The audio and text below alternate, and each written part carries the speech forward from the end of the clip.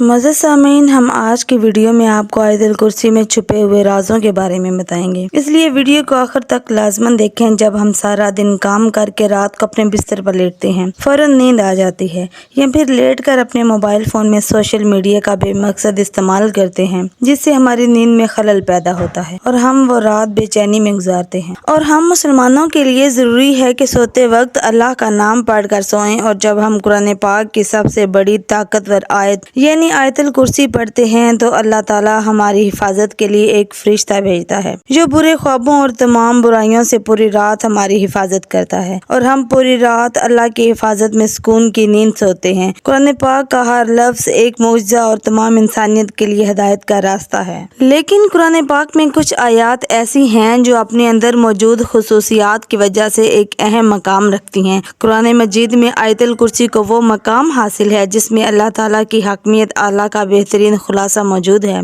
जिसकी बिना पर ये आयत कुरान मजीद की सबसे बड़ी आयत और सबसे अहम आयत तस्लीम की जाती है। हजरत अली अलैहिस्सलाम ने फरमाया कि कुरान की सरदार आयत आयतुल कुर्सी है और जब हम इस आयत में मौजूद मकसद को तलाश करते हैं तो हमें मालूम होता है कि अल्लाह ताला ने हम पर कितनी नेमतें नाजिल की हैं। तो हमें अल्लाह के सामने सजदा करके उसका शुक्र अदा करना चाहिए। लेकिन बाज़ दफ़ा हम अपनी मसरूफ जिंदगियों में इतना खो जाते हैं कि हम अपने इर्द गिर्द अल्लाह की नेमतों को नज़रअंदाज कर देते हैं। लेकिन कहीं ना कहीं हमारे अपने नाशुक्रे दिल के अंदर ये खालीपन महसूस होता है कि हम जो भी ये कर रहे हैं ये अल्लाह के हुक्म और फजल के बगैर मुमकिन नहीं। तो हम उसका शुक्र क्यों नहीं अदा करते कि ये तमाम नेमतें अल्लाह ताला हमसे वापस ले ले, तो तब हमारा क्या हाल होगा। ये सवाल जब कभी किसी के जहन में आता है तो वो अल्लाह ताला की उन तमाम नेमतों का शुक्रगुजार बन जाता है। जब हम आयतुल कुर्सी पढ़ते हैं तो हम अल्लाह ताला की अजमत को तस्लीम करते हैं और जब हम आखिर में ये पढ़ते हैं और वही है सबसे बुलंद अजमत वाला, तो फिर हम उस अजीम ताकत का शुक्र अदा करते हैं।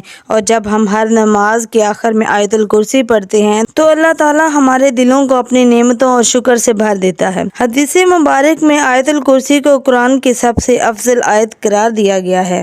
बचपन से लेकर अब तक दिन में कई मरतबा हम उसे पढ़ते हैं, घर से निकलते वक्त और घर में दाखिल होते वक्त, सफर में, किसी भी मुश्किल या मुसीबत में। हदीस के मुताबिक हर फर्ज नमाज के बाद इसे पढ़ने से जन्नत में दाखिल की जमानत है। जो शख्स इसे सुबह पढ़े शाम तक अल्लाह की हिफाजत में रहता है और शाम को पढ़ने वाला सुबह तक हिफाजत इलाही में रहता है। रवायात में मिलता है कि इस अकेली आयत मुबारका के नुज़ूल के वक्त 30,000 फरिश्ते और बाज़ रवायात के मुताबिक 70,000 फरिश्ते इस पर उतरे थे, जिससे इसकी शान जाहिर होती है। हदीस में मिलता है कि आप सल्लल्लाहु अलैहि वसल्लम ने फरमाया, मेराज की रात मुझे 3 नूर दिखाई दिए। पूछने पर पता चला एक आयतुल कुर्सी, दूसरा सूरह यासीन और तीसरा सूरह इखलास है। मैंने आयतुल कुर्सी के मुतालिक सवाल किया तो अल्लाह ने कहा, जो उसको पढ़ने वाला होगा वो जरूर मेरी ज़ियारत करेगा, ख्वाह एक बार ही तिलावत क्यों ना की हो। हजरत अली अलैहिस्सलाम से मबनी है कि नबी करीम सल्लल्लाहु अलैहि वसल्लम ने फरमाया, जिसने आयतुल कुर्सी की अपने घर में तिलावत की तो 30 दिन तक घर में शैतान नहीं आ सकता और 40 दिन तक जादूगर का जादू असरअंदाज नहीं हो सकता।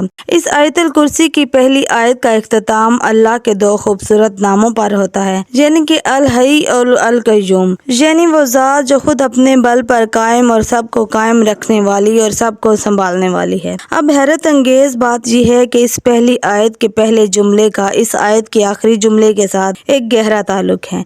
इस आयत के आखिरी जुमले में फिर से अल्लाह के 2 नाम आए हैं जो इस तरह हैं और वही है सबसे बुलंद अजमत वाला। इस आयत के दूसरे जुमले में अल्लाह फरमाता है, ना उसको ऊँघ आती है ना उसको नींद आती है। तमाम मखलूक़ात वक्त के साथ सुस्त पड़ जाते हैं, आराम मांगते हैं, नींद मांगते हैं, सोए बगैर नहीं रह सकते और नींद मौत ही की एक सूरत है। इसलिए इस आयत के इस हिस्से में जिक्र है वो ज़ाते पाक, ज़मानो मकान का हाकिम, ताकत का सरचश्मा, हर लिहाज से मुकम्मल और चौकस, अपने मखलूक़ात के हर जर्रे से बाखबर। अब इस आयत के 8वें जुमले में देखें तो अल्लाह क्या फरमा रहा है, और उसे ज़मीन व आसमान की हिफाजत थकाती नहीं है। इस आयत का दूसरा जुमला असल में उसके 8वें जुमले के साथ जुड़ा हुआ है, जिसमें अल्लाह यही फरमाता है, नींद और आराम उसकी पैदा करदा मखलूक के लिए है और अल्लाह ना सोता है और ना उसे ऊँघ आती है। अब तीसरे जुमले में जिक्र है जो आसमानों में है और जो कुछ ज़मीनों में है, सब कुछ उसी का है। इस बात को समझने से पहले हमें दो नामों को समझना होगा। एक है मालिक और दूसरा है मुल्क। मालिक का मतलब है ओनर और मुल्क बादशाह को कहते हैं। इन दोनों में बहुत ज्यादा फर्क है। मलकियत चीजों की होती है जबकि बादशाहत लोगों पर की जाती है। एक आयत में अल्लाह फरमाता है जो कुछ आसमानों में है और जो कुछ जमीनों में है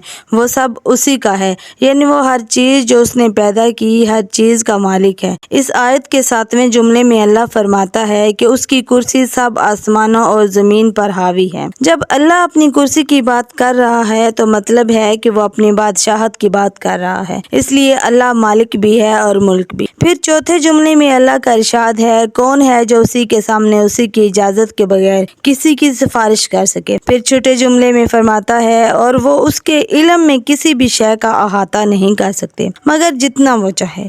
चौथा और छठा जुमला एक दूसरे के साथ मुंसलिक है, यानी पहला जुमला और जुमला नंबर 9, दूसरा और 8वां जुमला, तीसरा और 7वां जुमला, चौथा और छठा जुमला एक दूसरे के साथ मुंसलिक हैं। तो बाकी कौन सा जुमला रह जाता है?